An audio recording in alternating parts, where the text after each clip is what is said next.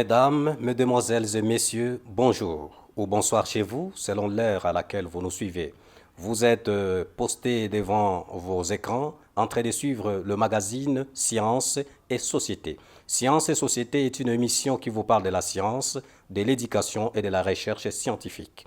Vous êtes une université, un institut supérieur, une école, et vous voulez faire la promotion ou la visibilité de votre établissement d'enseignement, nous sommes là pour vous. N'hésitez pas à nous contacter. Vous êtes un chercheur indépendant ou un enseignant, un écrivain, et vous voulez peut-être faire connaître vos œuvres et partager votre connaissance, votre savoir avec le public, nous sommes là pour vous. Sciences et société, vous allez découvrir ce que la science fait dans la société et ce que la société fait de la science. Aujourd'hui, mesdames et messieurs, nous allons aborder un thème capital, un sujet très important. Nous allons parler aujourd'hui des sciences de l'information et de la communication. Les sciences de l'information et de la communication, comme vous savez, les SIC en sigle, c'est un domaine très prisé, aussi bien par le garçon comme par des filles, et il y a autant du monde qui afflue vers ce domaine. Mais comment les sciences de l'information et de la communication vont s'en sortir aujourd'hui par rapport au numérique et face aux réseaux sociaux? Je ne suis pas seul sur ce plateau, comme vous pouvez le constater, mesdames et messieurs. Je suis accompagné d'un grand professeur, le professeur émérite Dominique Moisé. Professeur Dominique, bonjour professeur. Bonjour, cher journaliste. Oui, monsieur le professeur Dominique Moisé, une partie de notre public voudrait vous découvrir et voudrait vous connaître parce que, oui, bien sûr, vous êtes mieux connu et vous avez fait beaucoup de grandes choses, mais il y a une partie de notre public qui voudrait savoir qui est exactement, qui est réellement le professeur Dominique Moisé. Il est toujours difficile de se présenter soi-même. Je vais donner quelques traits de ma personnalité. Je m'appelle d'abord Moisé Chirui Renkingi Dominique. Je suis né un mercredi 11-53 à Bukavu et j'ai fait mes études primaires et secondaires à l'est de la République. D'abord au petit séminaire de Mugueri, ensuite au collège Saint-Paul et enfin à l'Athénée du Banda. Et de là, je suis parti pour les études supérieures qui m'ont amené au grand séminaire de Mouressa, ensuite au grand séminaire de Malolé. Et enfin, je suis allé en Europe où j'ai décroché 2 thèses. L'une en philosophie et l'autre en sciences, arts et sciences de la communication à l'Université de l'État à Liège. La première thèse a porté sur la métaéthique anglo-saxonne de Bertrand Russell, le fondateur de l'atomisme logique. Et donc la seconde, que j'ai défendue en 1990, a porté sur les stratégies discursives et argumentatives de Parémy. J'ai travaillé sur ce qu'on appelle communément proverbes, 4020 proverbes que j'ai analysés, et j'ai eu une spécialité donc en pragmatique de la communication verbale. Je ne compte pas les petits diplômes de agrégation, je ne sais pas, tous les petits diplômes là avant, je ne les compte pas. Ce que je sais, c'est que ça fait exactement 35 ans que je suis professeur des universités ici en République démocratique du Congo comme à l'extérieur du pays. J'ai effectivement enseigné la plupart du temps à l'Université catholique du Congo dans 3 facultés principales. D'abord, à la faculté des sciences et techniques du développement que nous venions de mettre sur pied en 90, 91. Ensuite, j'ai créé la faculté de communication sociale en 1993. Et enfin, ici où nous sommes, dans ce bâtiment, j'ai créé la faculté des sciences computationnelles, ou si vous voulez, des sciences informatiques, en 2019. Et j'ai pu au moins proclamer mes premiers gradués en 2022. J'ai occupé donc des postes de responsabilité académique dans plusieurs institutions, d'abord à l'ICC, où j'étais d'abord secrétaire académique de la faculté des sciences et du développement, devenu aujourd'hui faculté d'économie et développement. J'ai été doyen pendant une dizaine d'années à la faculté de communication sociale et j'ai été pendant 3 ans doyen de la faculté des sciences informatiques de 2019 à 2022. Voilà grosso modo ma petite carrière. Bon, quant aux publications, je crois avoir écrit 14 ouvrages, 14 livres et publié un peu plus qu'une centaine d'articles scientifiques. Parmi mes publications les plus significatives, au moins pour moi, pas pour le public, chacun choisit ce qu'il veut, il y a ce livre que je voudrais vous montrer, Logique et argumentation. Logique et argumentation. Ce livre que j'ai écrit pour aider les étudiants de G1 à compléter le cours de logique formelle qu'ils ont sur leur programme. Ça, c'est la logique non formelle. Parmi les ouvrages les plus significatifs, malheureusement, je n'ai pas amené l'exemplaire.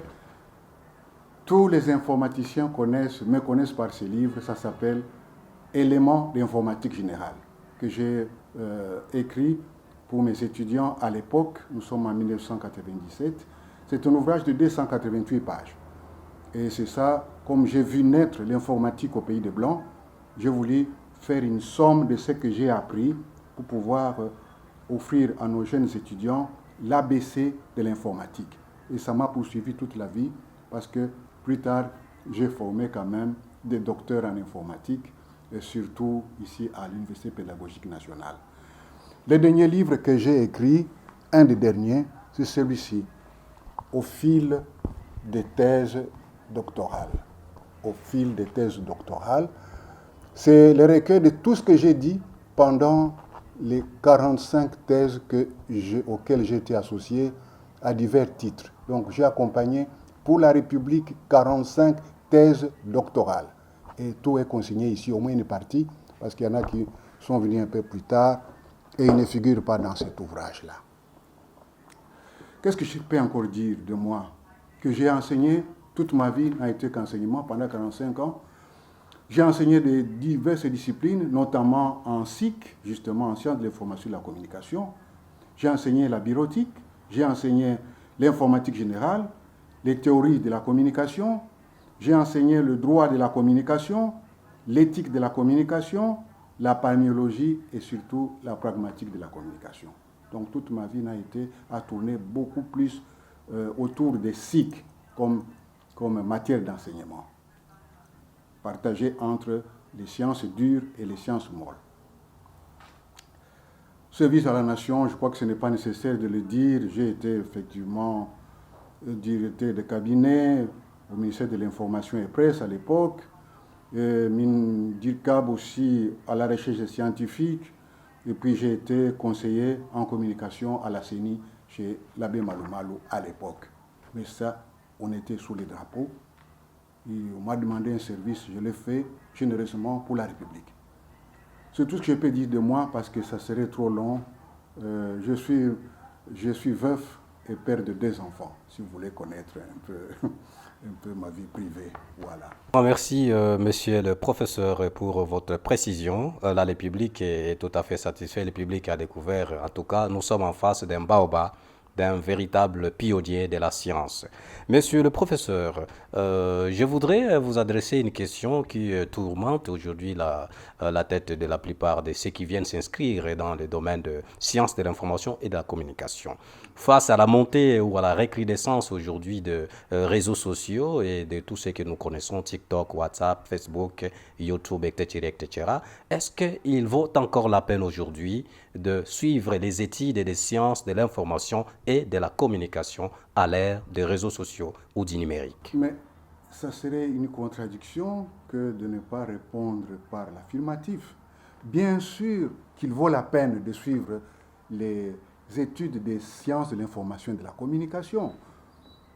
On a pris l'habitude ici au Congo de se river sur des disciplines, comment dirais-je, classiques. Mon fils sera juriste, il sera médecin, il sera architecte, il sera agronome. C'est connu. Partout dans le monde, ce sont ce qu'on appelle les grands métiers.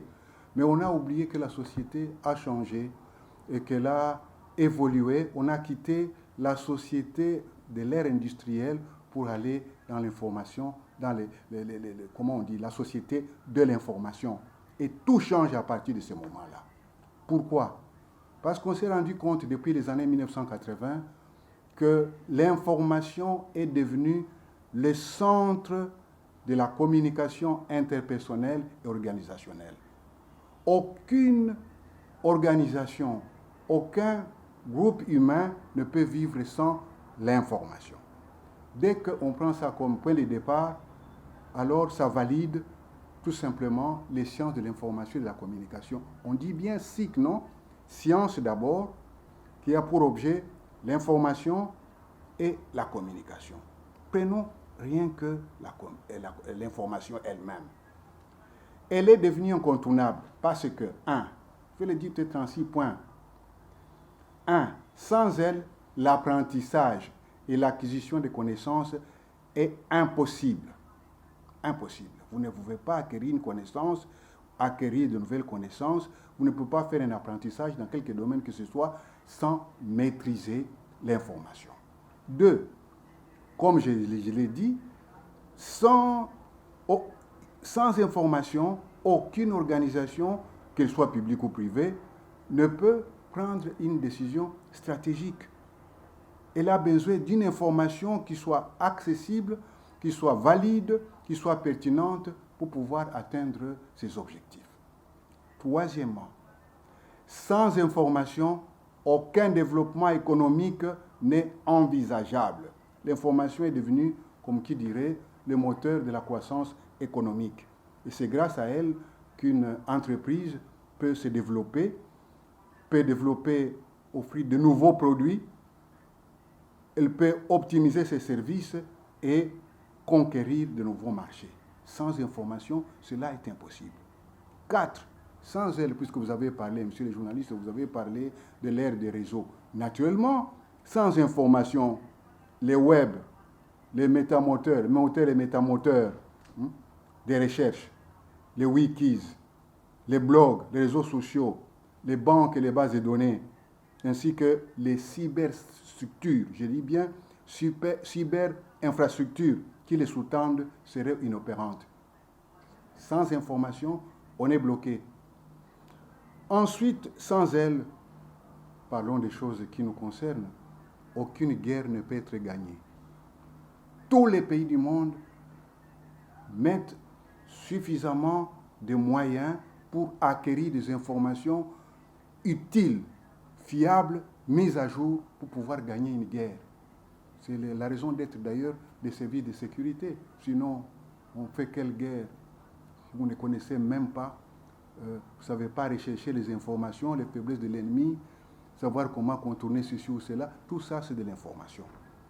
Sans elle, aucun progrès ne serait inimaginable parce que sans sa recherche, la recherche de l'information, son traitement, sa diffusion, son stockage, sa distribution, qui présuppose toujours et déjà un outillage technologique conséquent de nos jours, et sans compter aussi les domaines d'utilisation, et le capital humain qui est investi, il est impossible qu'on puisse évoluer. Donc, en termes clairs, le progrès fonctionne à travers toutes ces étapes que suit l'information et que vous, journalistes, vous avez pour métier, puisque vous recherchez l'information, vous la traitez, vous la diffusez, vous la stockez et vous la distribuez. C'est ça votre rôle.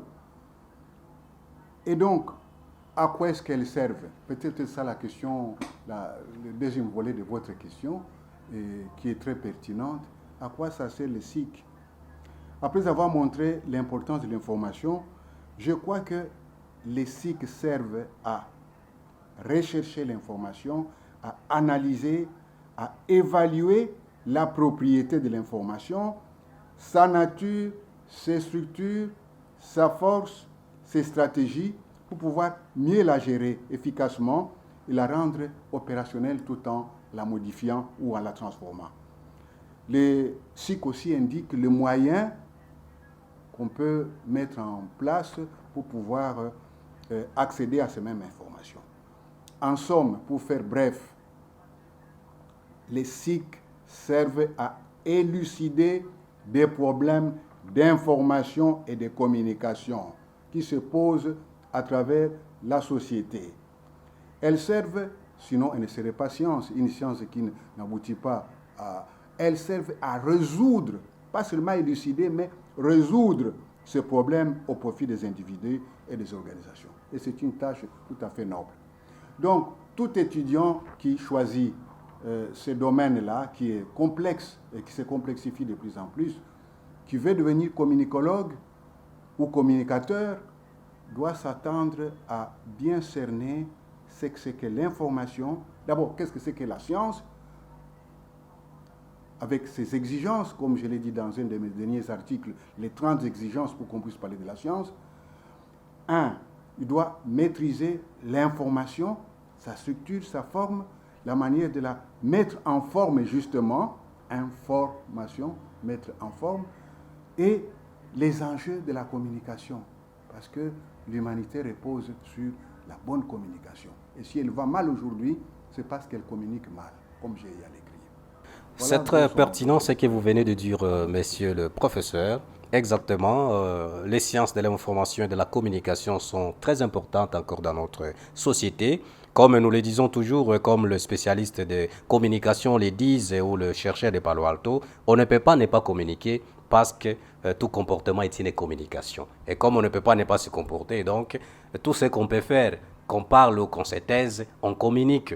Exactement, l'information et la communication vont de pair. Toutefois, nous voudrions savoir dans cette émission, monsieur le professeur, pour les étudiants qui choisissent de venir suivre les domaines des sciences de l'information et de la communication, quels sont les domaines ou les options qui y sont organisées exactement et à quoi chaque option conduit comme métier, comme profession, donc la finalité de ces études? Très bonne question. Effectivement, les sciences de l'information et de la communication ne sont pas parachutées comme ça dans le cursus de notre système éducatif. Même si nous sommes parmi les premiers docteurs en communication au pays des Blancs, mais nous l'avons amené ici avec un curricula bien fait. J'ai eu l'honneur, et je remercie monsieur le ministre qui n'est plus là, de l'enseignement supérieur universitaire qui m'avait nommé par arrêté pour faire partie de l'équipe, le 02, de l'équipe qui a formalisé les curricula des sciences de l'information et de la communication pour la réforme LMD. Nous avons travaillé dur, mais nous sommes arrivés à un résultat appréciable, très appréciable. Je voudrais que les jeunes gens qui souhaiteraient faire la communicologie, les sciences de la communication et de l'information, qu'ils sachent que ce programme LMD repose sur 4 filières. D'abord, avant de parler des filières, je dois dire qu'il y a d'abord les 6 semestres du baccalauréat, l'ancien graduat, ensuite les masters. Peu importe, les filières sont lesquelles? C'est l'information et la communication publique. 2. Communication stratégique des organisations. 3. Communication, éducation et développement. Et enfin, information technique et documentaire. Ça, c'est dans le système LMD. Ici, à l'Université catholique du Congo, puisque c'est moi qui ai fait quand même le programme, nous avons essayé d'intégrer les 4 options que nous avions déjà depuis 1996, lors de la dernière réforme, dans le système LMD.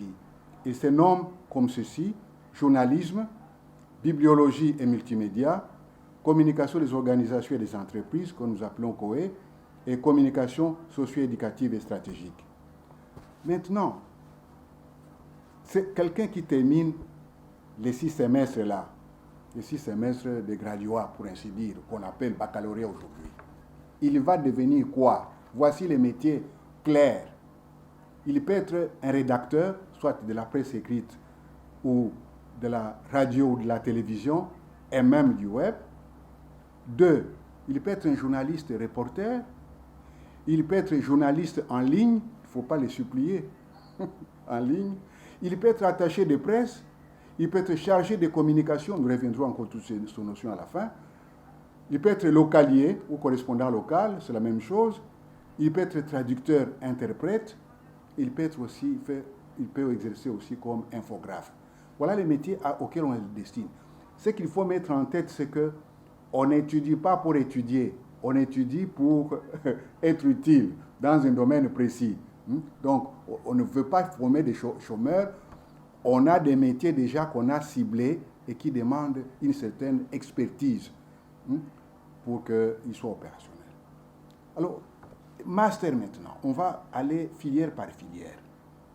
Si vous faites une master en information et communication publique, voici les métiers auxquels on vous destine. Vous pouvez être un présentateur du journal parlé ou du journal télévisé. Vous pouvez être reporter, vous pouvez être grand reporter, vous pouvez être journaliste web aussi, éditorialiste, chroniqueur littéraire. Il peut être artistique, il peut être musical, peu importe. Il peut être un journaliste scientifique, ce que vous êtes justement. Vous êtes un journaliste scientifique puisque vous vulgarisez la science. Il peut être un journaliste d'investigation. Ça, c'est beaucoup plus compliqué et plus dangereux.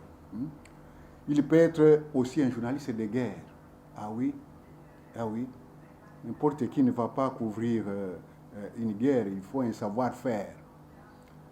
Je me rappelle d'ailleurs qu'il y a quelques années, j'avais donné un cours de questions approfondies d'éthique de la communication dans lesquelles on parlait du journaliste en temps de guerre à cette époque-là, il y a plusieurs années. Il peut être aussi chroniqueur de politique internationale. Donc, rien que pour la master en infocom, en information et communication publique, ce que nous appelons infocom, voilà ces métiers qui sont ouverts.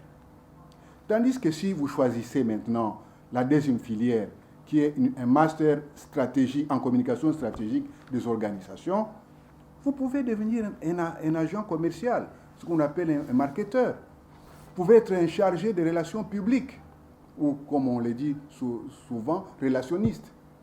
Vous pouvez être un chef de protocole, ça s'apprend, on n'improvise pas ces choses-là. Vous pouvez être rédacteur de bulletins d'information et des textes publicitaires. Vous pouvez être un conseiller en relations publiques, un organisateur des événements, un digital marketing manager, un community manager, un chargé de communication financière, un attaché de presse. Il faudra me poser la question, c'est quoi un attaché de presse? Il y a trop de confusion dans la tête de nos jeunes gens. Et ensuite, vous pouvez être chargé de communication. Voilà, donc si vous choisissez cette filière-là, Infocom, cette filière-là de CSO, c'est-à-dire communication stratégique des organisations, les métiers sont là. Maintenant, si vous choisissez de faire un master en communication, éducation et développement, en sigle CED, vous pouvez être un animateur culturel, un critique des arts du spectacle vivant, un scénariste, un vulgarisateur scientifique, un médiateur familial et social, un médiateur scolaire, un médiateur juridique, un showman ou woman pour les campagnes de mobilisation sociale, un community manager, un organisateur d'événements socioculturels, un chargé de communication au sein des administrations territoriales. Why not? Pourquoi pas? Un spécialiste de communication pour le développement et pour les changements sociaux des comportements. Dieu seul sait si notre pays n'a pas besoin de ce genre de personnes. Parce que tous les problèmes de développement, c'est ce qui font que les gens ne veulent pas changer de comportement, justement. Et ils restent rivés sur la médiocrité au lieu d'évoluer vers le développement. Vous pouvez être un chargé de projets ou de programmes. Vous pouvez être un conseiller en communication. Ça, c'est important. Conseiller en communication. Un journaliste spécialisé pour les questions socioculturelles ou encore un spécialiste des réseaux sociaux. Il n'y a pas que les professeurs, même si j'ai écrit des tonnes et des tonnes d'articles sur les réseaux sociaux, il n'est pas interdit à quelqu'un qui détient un master de se spécialiser rien que sur l'étude de ce nouveau média. C'est très important. Parce qu'une chose que tu ne maîtrises pas, elle va te maîtriser. Alors, la dernière filière, Master en information technique et documentaire, Infoted. Je me souviens que j'avais donné le meilleur de moi-même pour ce curricula-là, parce que j'avais été pendant 4 ans au moins, j'avais été chef de département à l'Institut supérieur des statistiques, justement dans cette filière-là, qui était rare vraiment. Et je crois que c'était bon que, je vais y revenir, qu'on puisse former des archivistes, qu'on forme des bibliothécaires qualifiés, des bibliométriciens. Ah oui, puisque nous en parlons, j'en profite pour vous montrer comment on peut y arriver. Je vois que mon collègue et ami, M. l'abbé Nzinga, le doyen, a fait faire un TP sur mes publications. Et voilà un TP qui fait de la bibliométrie du professeur émérite Dominique Mweze en représentation graphique. Et c'est tout un savoir-faire pour représenter sous forme de graphique. Par exemple ici, comment mes publications ont évolué. C'est tout un art. Les articles, les ouvrages, sous forme de graphiques, de camemberts, c'est quelque chose de savant. La répartition de mes œuvres, chroniques, en abscisse ici, en coordonnées, préface, postface, tout ce que j'ai écrit et les pourcentages de ce que j'ai écrit. On a besoin de ceci. Et pour dire qu'ici aussi, puisqu'il y a la bibliométrie et les sciences de l'écrit ici, nous formons depuis 1998, parce que j'étais le premier quand même à faire un programme pour former en bibliologie à l'époque, et ça a continué jusqu'à nos jours. Eh bien, c'est important que la République puisse avoir des gens qui savent être archivistes, bibliothécaires, bibliométriciens, indexeurs, catalogueurs, éditeurs professionnels de la médiathèque, concepteurs même d'un système d'information, bibliologue, attention, bibliologue, quelqu'un qui fait discours sur les livres, l'écrit, les sciences de l'écrit, les infographes, les administrateurs des bases de données, gestionnaires de la mémoire, qu'elle soit collective ou institutionnelle, et surtout les professeurs. Parce que où est-ce que vous voulez qu'on tire? Il faut préparer la relève. Vous terminez votre master, il y en a qui peuvent choisir, moi je vais devenir professeur, point trait. Professeur dans mon domaine précis. Et ceci vaut pour toutes les filières que nous avons indiquées ci-dessous. Voilà, grosso modo. C'est vraiment très profond, monsieur le professeur. Nous voyons que les sciences de l'information et de la communication, c'est un domaine très vaste et qui appelle à beaucoup de métiers, beaucoup de responsabilités. Je crois les jeunes aujourd'hui qui souhaiteraient vraiment faire un domaine pratique, une information tout à fait qui les conduit directement à la profession, ils peuvent se choisir les sciences de l'information et de la communication parce qu'il y a égard à tout ce que vous venez de nous citer là, en tout cas, il y a vraiment beaucoup de choses à faire. Alors, monsieur le professeur, nous avons aussi une préoccupation. Lorsque on regarde le nombre d'étudiants qui s'inscrivent en sciences de l'information et de la communication, nous nous rendons compte que le nombre de filles est tout à fait supérieur par rapport au nombre de garçons. Et pourquoi les filles ou les femmes sont prisées par les sciences de l'information et de la communication? Qu'est-ce qui ne va pas avec les SIC et les filles? Bonne question, mais le phénomène n'est pas nouveau. Lorsque, en 1993, j'ai créé la faculté de communication sociale à l'Université catholique du Congo, j'ai eu l'agréable surprise, disons-le, de constater que ma faculté, qu'on nommera plus tard lycée Mweze, qu'on peut se moquer des filles, qu'elle était, cette faculté était constituée de plus de filles que de garçons. Ils étaient exactement 29. Sur les 29 étudiants, les tout premiers sont devenus aujourd'hui des grands-pères, des grands-mères, notez, ce n'est pas hier.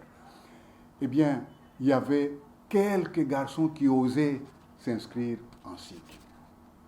Pourquoi? À mon avis, avec mon expérience de 35 ans comme professeur des universités, j'affirme, vous me jugerez comme vous voulez, j'affirme que les filles à âge égal avec les garçons sont plus réalistes, moins dispersées,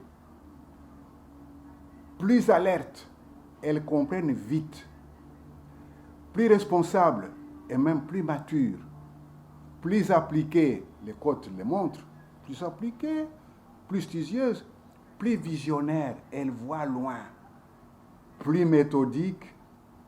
Souvent, quand vous regardez un TP fait par un garçon, un TP fait par une fille, eh ben, le choix est clair. Les filles battent les records. Tout est impeccable parce qu'elles sont attentives. Et en plus, elles savent ce qu'elles veulent. Elles ont vite perçu que les métiers de demain, avec le développement des médias, c'est ceux qui sont les métiers d'avenir. Et il vaut mieux se positionner à l'avance. Voilà. Ils ont vite compris que les garçons ne leur feront aucun cadeau et que leur unique chance, c'est de pouvoir réussir. C'est ce qui explique qu'ils sont plus appliqués et finissent par réussir brillamment. Je vous donne juste quelques chiffres. La première personne qui a eu les DEA dans ma faculté à l'époque, c'est une fille, c'est une religieuse. Je ne donnerai pas les noms. J'ai pu avoir 3 professeurs, donc pendant les 30 ans ici, de la faculté là, qui a commencé le 15 octobre 1993, j'ai pu avoir 2 professeurs, non, 3, qu'est-ce que j'ai dit? 3 professeurs. Une donne cours aux États-Unis en Floride, une autre a terminé à Louvain, et elle donne cours ici et à l'UPN, et une troisième, elle est à l'UPN, elle a fait sa thèse sous la direction de mon collègue et ami de Possé Mbié. Cette fois, je vais donner un nom puisque c'est l'UPN. C'est Madame Arlette Massamona. Ça, c'est notre fruit. Je l'ai vu venir à 19 ans, parmi la première vague des étudiantes. Aujourd'hui, c'est vrai qu'il y a des professeurs, mais parmi leurs collègues, mais c'est vous dire qu'elles ont voulu aller jusqu'au bout et ils sont allés jusqu'au bout. La deuxième raison qui explique que les filles s'orientent vers les cycles plus que les garçons, c'est le fait qu'elles ont vu évoluer dans le monde médiatique des personnalités qui sortaient du lot comme speakerines. Je prends ici le cas de Chantal Kanyimbo, que j'ai connu, et de Madame Kabangu à la RTNC. Alors, les filles rêvent. Et nous avons eu... Elles aiment les shows, elles aiment des choses bien présentées. Et elles sont devenues des vedettes. Alors, elles se disent, et si un jour je pouvais être aussi comme elles? Donc, c'est une sorte de substitution. Mais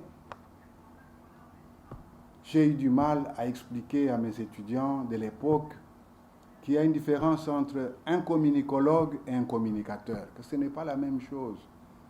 Mais peu importe, elles sont restées, elles sont arrivées jusqu'au bout. Au fur et à mesure qu'elles recevaient des cours, ils ont compris que avoir un diplôme en SIC ne se limite pas à être derrière une caméra pour présenter un journal de télévision ou des radios. La troisième raison, vous savez, tout le monde ne peut pas être aussi Anne Sinclair sur TF1. Voilà, pour vous dire que ce n'est pas simplement ici, même au pays des Blancs, même les garçons, quand ils suivaient Bruno Mazur, tous les grands journalistes de la TF1, Patrick Pavou d'abord, bon voilà, on s'est dit c'était un monsieur. On voudrait même parler comme lui. C'est normal, l'effet d'imitation. Mais peu importe. La troisième raison, plutôt la deuxième raison, non la troisième alors, c'est qu'il y a eu des mouvements féministes, oui, ça il ne faut pas négliger, qui ont joué psychologiquement sur les choix des filles. Ajoutez à cela toute la politique de parité qui a été mise sur pied par notre gouvernement. Et ça y est quand même pour beaucoup. Ça a permis aux femmes d'avoir confiance de plus en plus en leurs capacités. La journée de 8 mars n'était pas simplement pour mettre des pagnes, mais aussi pour dire là où arrivent les garçons, nous aussi nous pouvons y arriver. Et c'est vrai, il y a ça qui a expliqué qu'elles se sont orientées aussi. Si tel garçon peut donner un journal, pourquoi pas moi? Si tel peut faire un travail intéressant, ainsi que pourquoi pas moi? Voilà à peu près les 3 raisons que je peux avancer qui expliquent cet engouement pour les sciences de l'information et de la communication côté filles. Merci beaucoup, monsieur le professeur. Vous avez été très clair et précis. Vous nous avez précisé réellement que les filles elles sont des stratèges, elles sont des visionnaires et elles savent ce qu'elles veulent. Et raison pour laquelle elles choisissent les SIC parce qu'elles connaissent déjà à quel métier et quelle profession les études des SIC vont les conduire. Vraiment, nous sommes conscients de la ruée des filles dans le domaine de sciences de l'information et de la communication. Voilà, mesdames et messieurs, vous qui venez de nous suivre en cours, vous êtes sur l'émission Sciences et Société. Comme nous avons dit à l'introduction de cette émission, Sciences et Société est un magazine qui vous parle de la science, ce que la science est fait dans la société et ce que la société fait de la science. Et aujourd'hui, comme vous le constatez, nous sommes en train de parler au sujet de sciences, de l'information et de la communication, une discipline et un domaine qui est organisé dans nos universités. Et nous avons invité pour cela les professeurs Mouez et Dominique, que vous venez de voir sur le plateau, et qui est en train de nous fournir la science et de nous pommonner avec la matière. Voilà, ici c'est le domaine des intellectuels, c'est le plateau des scientifiques. Et donc, prenez vraiment des notes si vous le souhaitez, parce que nous sommes en train de parler de la science. Les SIC ne peuvent pas être séparés de la pragmatique et de la sémantique et de la sémiologie, des sciences du langage, comme vient de le dire le professeur Dominique Mouezé. Voilà, monsieur le professeur, nous avons une préoccupation aussi. Peut-être aujourd'hui, si vous regardez dans les réseaux sociaux, tout le monde s'improvise journaliste. Que ce soit sur TikTok, que ce soit sur YouTube, sur Facebook, etc., etc. Il y a des créateurs de contenu aujourd'hui. Nous avons ce qu'on appelle aujourd'hui, on peut le dire, des influenceurs et influenceuses. Est-ce que la profession de journalisme n'est-elle pas en pleine peut-être disparition, est en train de disparaître face à cette montée en puissance des réseaux sociaux? Oui, tout le monde est devenu journaliste sur les réseaux sociaux. Est-ce que les métiers de journalistes classiques ne vont pas disparaître bientôt au profit de ces créateurs de nouveaux contenus? Je crois qu'il faut de la mesure. Je suis de nature optimiste. C'est un constat amer. Le fait d'abord que tout le monde soit devenu journaliste sur les réseaux sociaux, c'est un constat. Malheureusement, nous n'y pouvons rien. Ce que je sais, c'est que le journalisme classique est un métier noble, qu'on ne peut exercer que lorsque on a suivi et réussi une formation adéquate qui mène à ces métiers. Et cela dans une institution habilitée par l'État et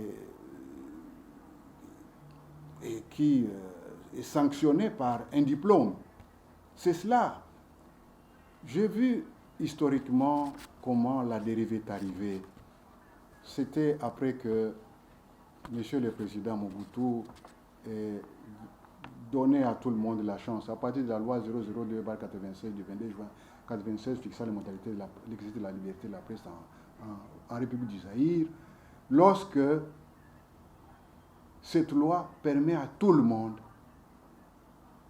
lorsque le monopole de l'État en matière de l'information et de la communication est aboli, ben, tout le monde a cru qu'il allait devenir journaliste. Et effectivement, il y a eu une dérive terrible, terrible. Je me souviens, à ce moment-là, nous sommes dans les années 91, je crois, j'étais obligé d'écrire dans Potentiel, le numéro 172, chaque semaine écrire un article pour les mettre à jour sur comment on titre, comment on fait un article dans un journal. Je me sentais moralement obligé de le faire. Mais aujourd'hui, avec les réseaux sociaux, je vais aller trouver qui? Pas c'est virtuel.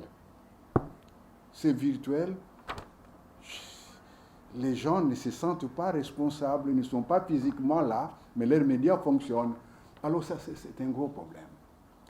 C'est vrai, la tâche des journalistes classiques ne périra jamais. C'est une mission si noble qu'on ne peut la confier qu'à des hommes, j'allais presque dire, équilibrés, des hommes et des femmes équilibrés et formés. Parce que la tâche d'informer, la tâche de relayer l'information, d'interpréter les faits, et même de les amplifier, de les réinterpréter. La tâche d'instruire ou d'éduquer la masse. La tâche d'éclairer l'opinion publique. La tâche d'influencer les comportements sociopolitiques et culturels. La tâche d'assurer et de consolider la cohésion sociale. Et la tâche de divertir, puisque c'est une de ses missions, ne peut être confiée à n'importe qui.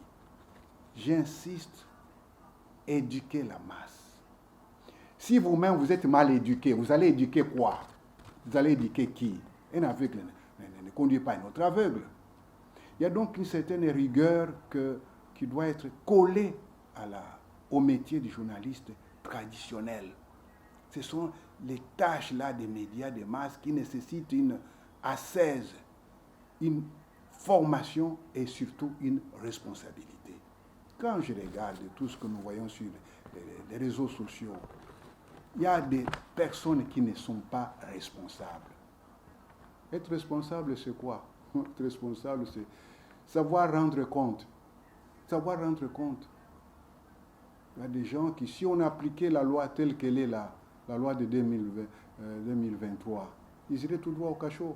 Si on pouvait mettre la main sur eux.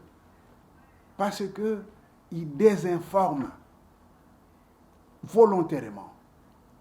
On ne peut pas à la fois se dire éducateur de la masse et puis en même temps celui qui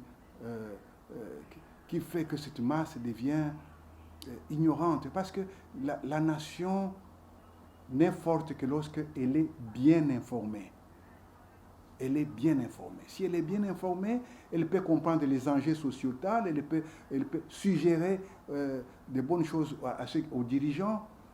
Alors, si vous confiez cette tâche à la virtualité, qui ne se sentent pas responsables, comment voulez-vous que la cohésion sociale puisse être effective? Les gens s'injurient à longueur de journée. Les gens vilipendent même leur propre pays, leur propre gouvernants, sans pitié. Mais c'est une catastrophe. Est-ce qu'il faut chaque fois se sévir? Je ne crois pas que ce soit la meilleure solution. Et ce qu'il faut, c'est que les médias traditionnels ne laissent pas la tâche trop facile aux médias qui sont prisés par une grande tranche de la population. Le métier du journaliste classique ne disparaîtra pas, ça c'est mon avis, avec l'événement de ces réseaux, qui n'est d'ailleurs qu'une étape technologique à mon avis, et qui sera dépassé peut-être demain.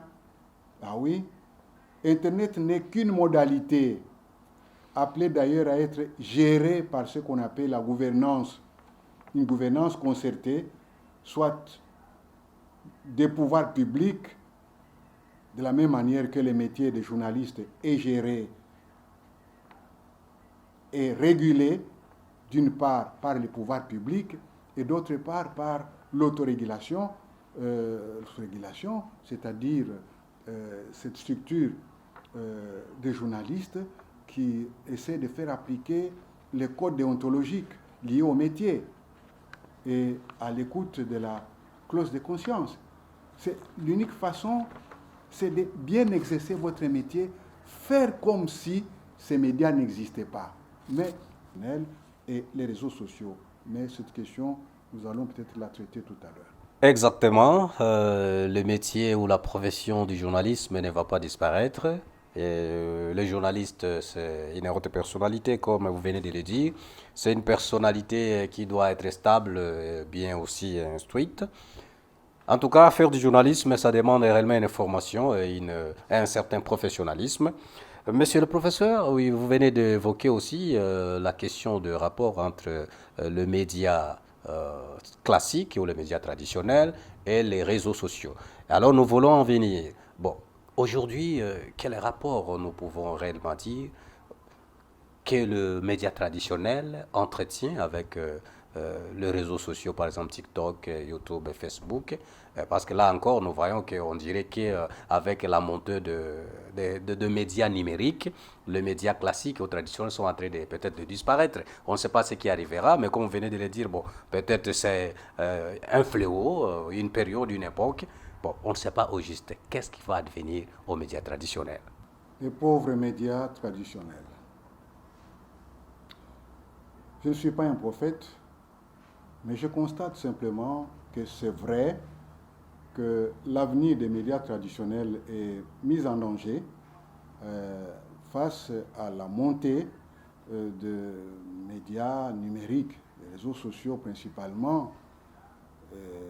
Ils montent en puissance en termes d'audimat, c'est vrai. Ils montent en puissance en termes de visibilité, ça c'est un fait. Et même en termes de rentabilité, finalement, ils savent comment récupérer un peu de magot à gauche, à droite. Il faut. Hein. Bon, c'est vrai.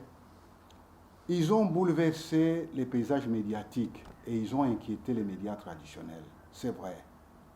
L'information a été démocratisée. Elle a atteint un public plus large et c'est de manière rapide et instantanée. Elle est devenue personnalisée et peut-être moins chère. Ah oui, peut-être moins chère. Les réseaux sociaux ont favorisé l'interaction entre eux et leur public cible en créant un espace de dialogue. Ça, c'est aussi vrai. L'information, aujourd'hui, s'égosse des frontières physiques. C'est vrai, on peut avoir sa radio à Groenland, on peut l'avoir, je ne sais pas moi, en Océanie, et elle va fonctionner. Elle va fonctionner, elle va atteindre sa cible. C'est vrai, les frontières physiques ne sont plus quelque chose de... ne constituent plus un obstacle.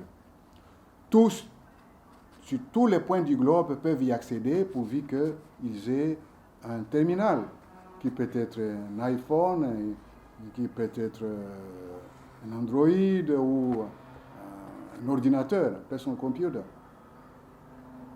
Contrairement aux médias traditionnels, c'est peut-être là où les réseaux nous ont, nous, c'est une façon de parler, ont chatouillé les médias traditionnels. Ils ont éclaté en outils de partage. Partage beaucoup, cher. Partagez, partagez, partagez. Outils de publication. On publie des textes, on publie des images, on publie... Hein. Outils de discussion. On ne se contente pas simplement de donner une information, on veut que les gens puissent réagir. Ce qui n'est pas le cas pour la presse écrite, par exemple. Une fois que quelqu'un a écrit son article, il a écrit son article. Tant pis pour vous, vous en faites ce que vous voulez.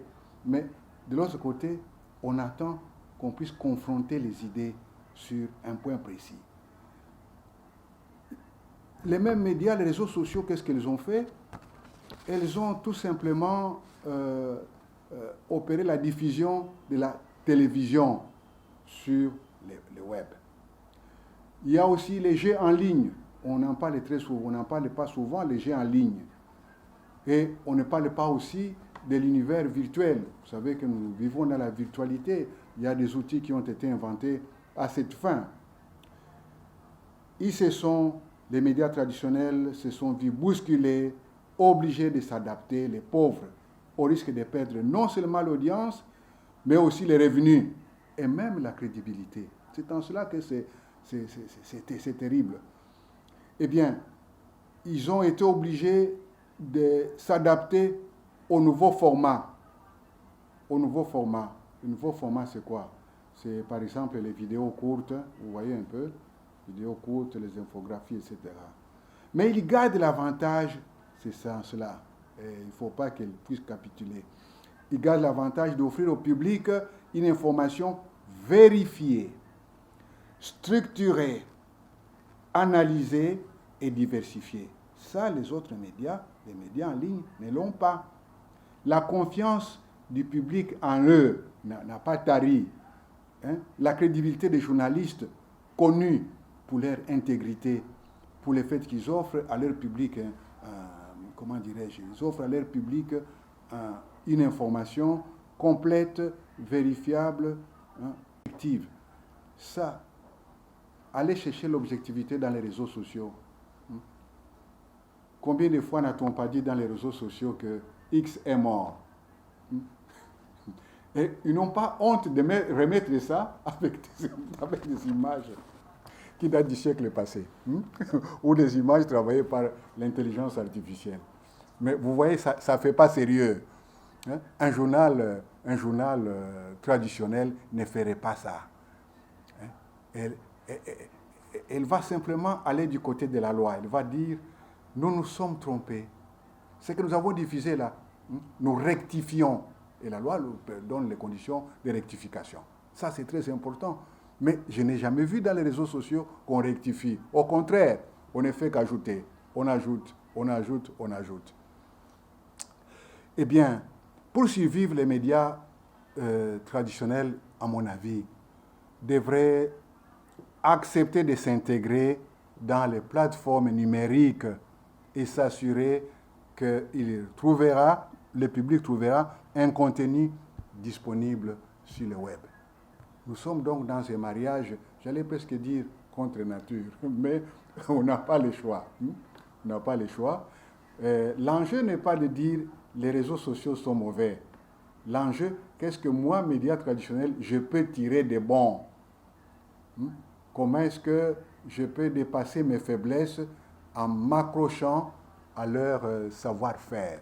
Ça, ce n'est pas, à mon avis, ce n'est pas capituler ou être infidèle envers soi-même. Je ne crois pas. Il faut peut-être que les médias traditionnels luttent contre les fake news en fournissant des informations sur ces mêmes toiles qui soient fiables, récentes, complètes, pertinentes et vérifiables. Et en se donnant la discipline de vérifier les sources. On peut donc s'allier ou collaborer avec certains médias sociaux pourvu qu'on les choisisse par leur crédibilité pour accroître simplement sa propre visibilité et pour pouvoir diversifier son propre contenu. Il n'y a rien de mauvais si vous allez dans la case d'autrui et vous regardez comment elle est, vous dites je vais faire la même chose chez moi parce que je trouve que c'est bon. C'est de bonne guerre. Le tout c'est de savoir que je dois rester moi-même. Or, médias traditionnels égale moi-même égale objectivité. Les réseaux sociaux sont devenus des outils de propagande politique et pire, des outils de règlement des comptes. Il faut éviter ça. On ne construit pas en détruisant. C'est mon point de vue. Ils peuvent aider, ces médias-là peuvent aider les médias traditionnels à relayer leurs propres contenus, d'accord. À se vendre comme journalistes, d'accord. À élaborer une veille sur leur sujet et rester ainsi informés en temps réel, d'accord. Les journalistes peuvent trouver dans ces réseaux un espace de discussion avec des pairs. Je suppose que tous ceux qui sont dans cet cyberespace-là ne sont pas des connards, ne sont pas, excusez-moi les mots, ne sont pas des gens peu élevés.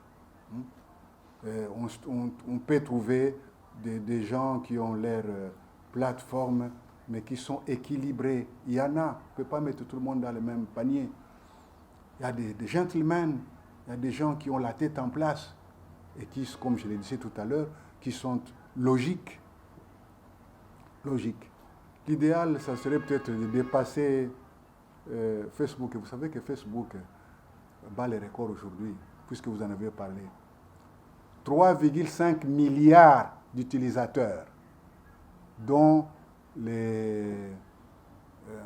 l'âge moyen varie entre 18 et 18 et 29 ans.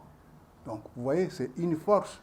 Si un journal pouvait avoir un audimat comme ça, ou un public comme ça, mais ça c'est la fête. Ça c'est la fête. Voilà ce que je peux dire. Donc, je ne suis pas trop rigoureux.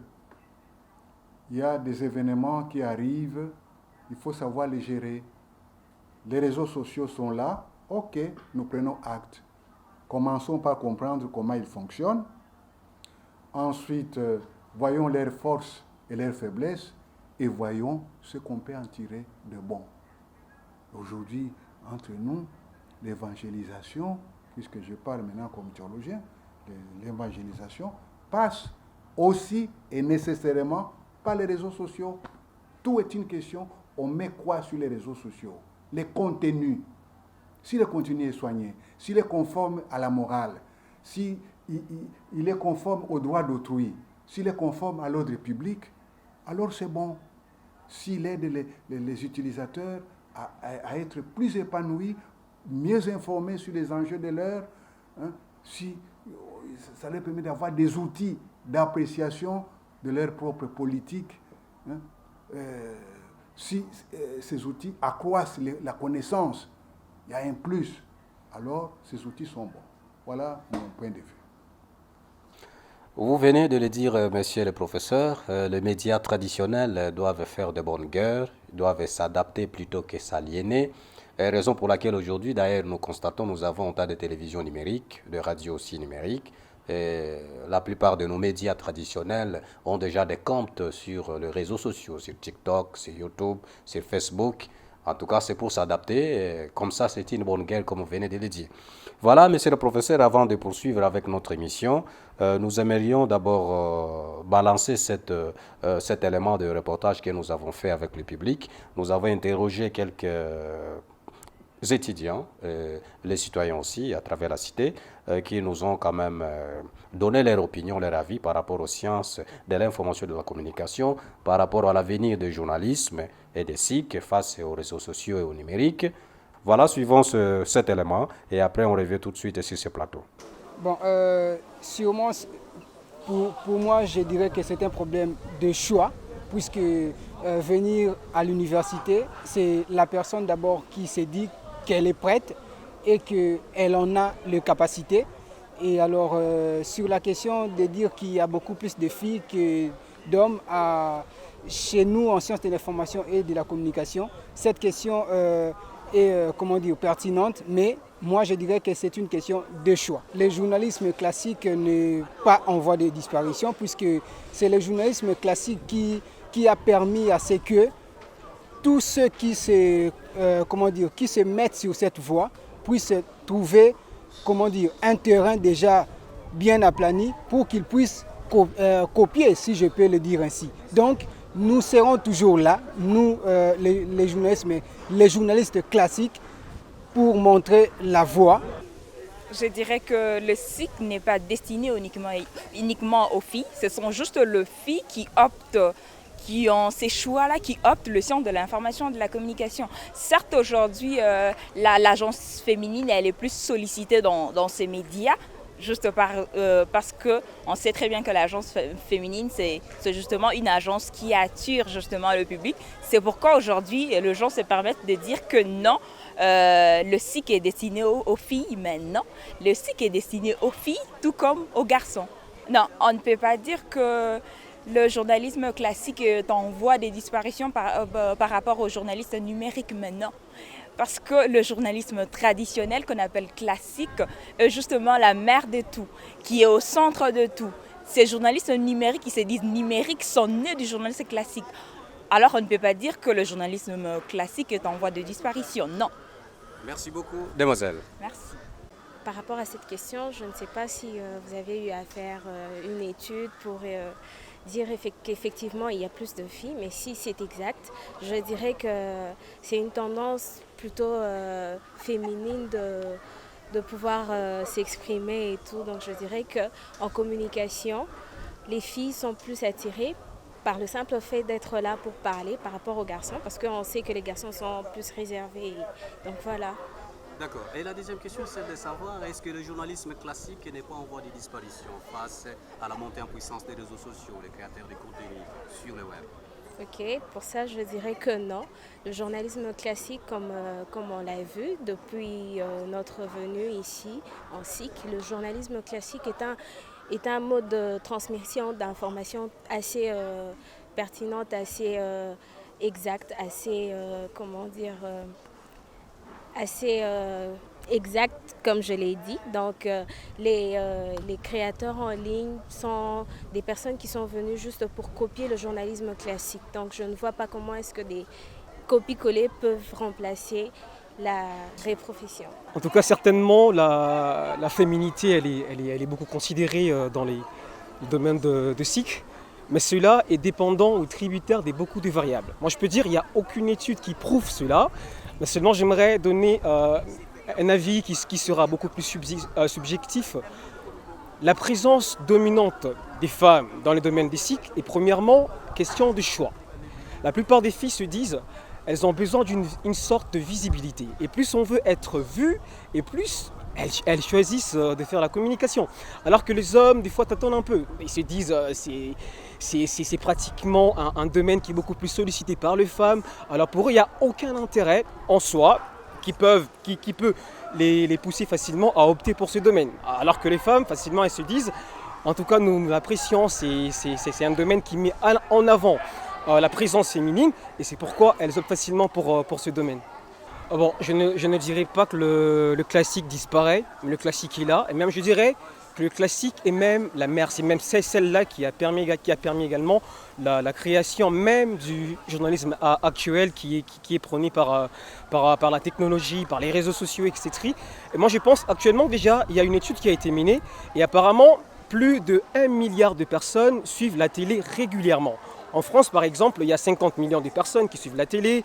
Aux US également, il y a plus ou moins 80 millions de personnes qui suivent la télé. Donc je peux dire que le classique ne disparaît pas sur les terrains. Et la technologie également n'enlève pas ou ne soustrait pas la présence du classique, mais seulement elle peut également rajouter. Je veux dire, elle innove. Elle a créé une sorte d'avantage. Actuellement, aujourd'hui, on n'a pas besoin d'être connecté à la télévision pour suivre des informations. Avec un téléphone partout, peu importe où on peut facilement suivre la télé. Donc je peux dire, le classique ne disparaît pas. Le classique est là, il persiste également, mais seulement la technologie rajoute une couche, rajoute de l'innovation sur ce média qui est actuellement en pleine croissance à l'aide également de la technologie, mais également du multimédia. Voilà, mesdames et messieurs, du retour sur ce plateau. Comme je vous ai dit, vous êtes dans l'émission Sciences et Société. Ici, nous parlons de la science, nous parlons de la recherche scientifique et nous parlons aussi de la littérature. Si vous écrivez des livres, vous êtes un chercheur indépendant, un enseignant, ou peut-être vous êtes un intellectuel et un universitaire et vous voulez partager votre connaissance, votre savoir avec le public. Nous sommes là pour vous, vous pouvez nous appeler et nous allons faire une émission avec vous. Vous êtes une institution d'enseignement supérieur universitaire ou peut-être une école. Nous sommes là pour réaliser une grande émission afin que le public sache ce que la science fait à la société et ce que la société fait de la science. Monsieur le professeur Dominique Moisé, je reviens encore vers vous avec une question. Les sciences de l'information et de la communication face aux technologies de l'information et de la communication. Quel rapport, professeur? SIC, TIC. Vous voyez bien ce sont des sœurs siamoises. Ils ont en commun l'information et la communication. D'un côté, vous avez la science, c'est-à-dire une démarche heuristique, et de l'autre, vous avez les technologies, n'est-ce pas?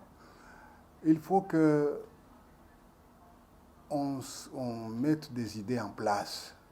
J'ai déjà écrit des tonnes d'articles là-dessus. Qu'est-ce qu'on appelle TIC, Technologie de l'information et de la communication? Commençons par ça. Les TIC comprennent au moins 3 grands champs. Le premier champ, c'est l'audiovisuel. L'audiovisuel qui comprend les médias traditionnels, radio, télévision, cinéma, vidéo, et on y ajoute même l'affichage.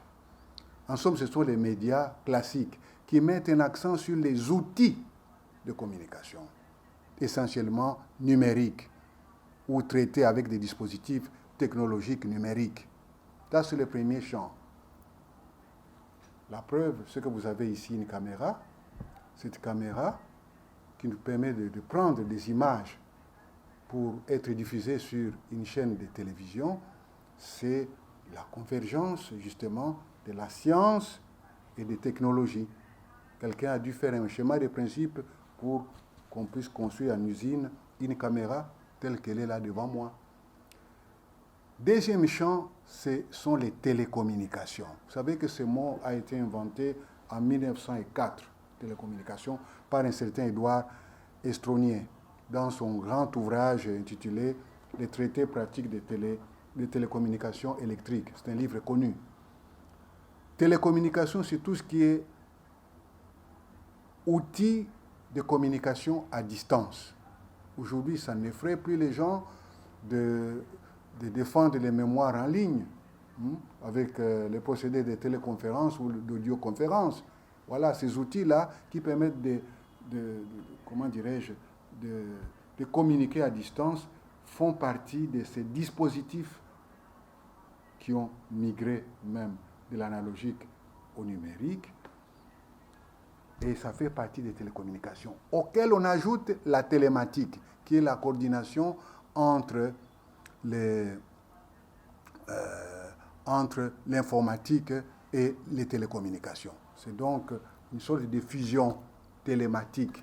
Et c'est là-dedans qu'il faut mettre maintenant, télécommunications et télématique, c'est là qu'il faut mettre maintenant Internet, le web, les réseaux sociaux, etc. Mais avec l'automation du traitement de l'information.